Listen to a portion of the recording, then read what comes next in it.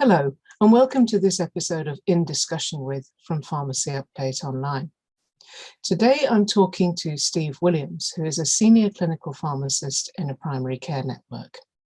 Steve, why don't you start by introducing yourself?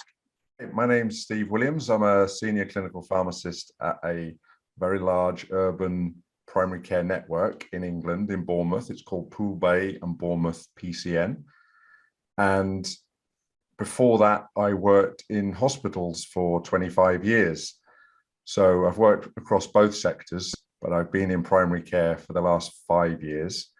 And I finished up working in secondary care as a consultant pharmacist in medication safety and medicine. So I've got a big interest in systems and safe systems and change management, et cetera, et cetera. Can you give us a brief overview of your role, what your current job involves? I call myself a medicines expert. You know, I do a lot of fixing. So I fix a lot of stuff in primary care. And I think the key word is medicines optimization stewardship. So myself and the team of pharmacists and pharmacy technicians that work with me, our job is to provide that stewardship of all things to do with medicines optimization that happens within practices and primary care. So whether that be about antibiotics, high-risk medicines, repeat prescription systems, audits, teaching, everything, anything to do with medicines. I'm aware that before you started this position, you had a senior position in the health service. How did this transition come about? I worked in the NHS for 30 years.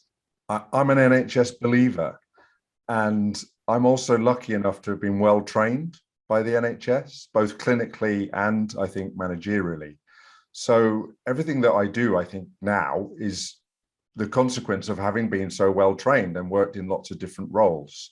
So the timing was just right for me to get out. I'd spent 25 years working in hospitals and I loved it. And I worked as a consultant pharmacist. So I did a lot of stuff, both nationally and research. I'm also an honorary clinical lecturer at the University of Manchester, and I still do research. So, but I was looking for a work-life balance change, if I'm honest. Clinically, I spent a lot of my time working in medical admissions in hospitals, nearly 20 years. And I became to realize that people were moving so quickly through the system that I was beginning to get frustrated. All this stuff that we call avoidable severe harm due to medicines was coming through the door in medical admissions. But I thought, well, there's all this stuff, whether it's about non-steroidal related stomach ulcers or people bleeding into their brain because they were on anticoagulants, or they were dry as a crisp because they've been given too many diuretics.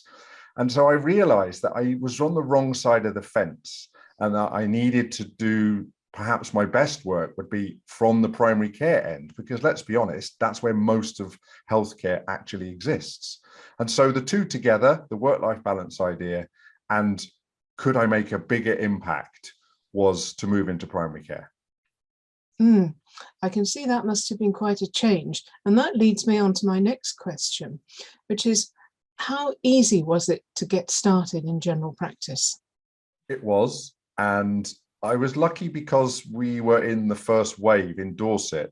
I was in the first wave when England decided to start funding clinical pharmacists working in general practice. So there have been, let's be clear, there have been pharmacists and pharmacy technicians working in general practice across the country for decades. It's just that it's been in small pockets. This is hugely funded by the NHS to try and improve patient care and save GP time, and that it does both. But so actually getting in for me was relatively easy, and lots of people are moving around from whether it's primary care or secondary care into it. So, but you need to be supported, okay? So what I hear this nationally, that it doesn't work out for people, whether it be the pharmacy professional or the practice, because they haven't realized what those people can or can't do. And also there's an expectation that they can do everything on day one, which clearly they can't. So given my very extensive clinical and leadership background, I'm going to tell you that I didn't see a patient for a whole year. And it frustrated me, but I spent my time working out what on earth goes on in general practice, to be able to then understand the system, to change the system, to then allow me to do all of those things. So when I've been asked this before, I've said that you probably need to allow 6 months for somebody coming in to understand exactly what their role is and how they can then start to help. You cannot expect people to start on day one and be able to be all singing and all dancing. And to be honest, nobody can do that in any job. So that's a very useful message.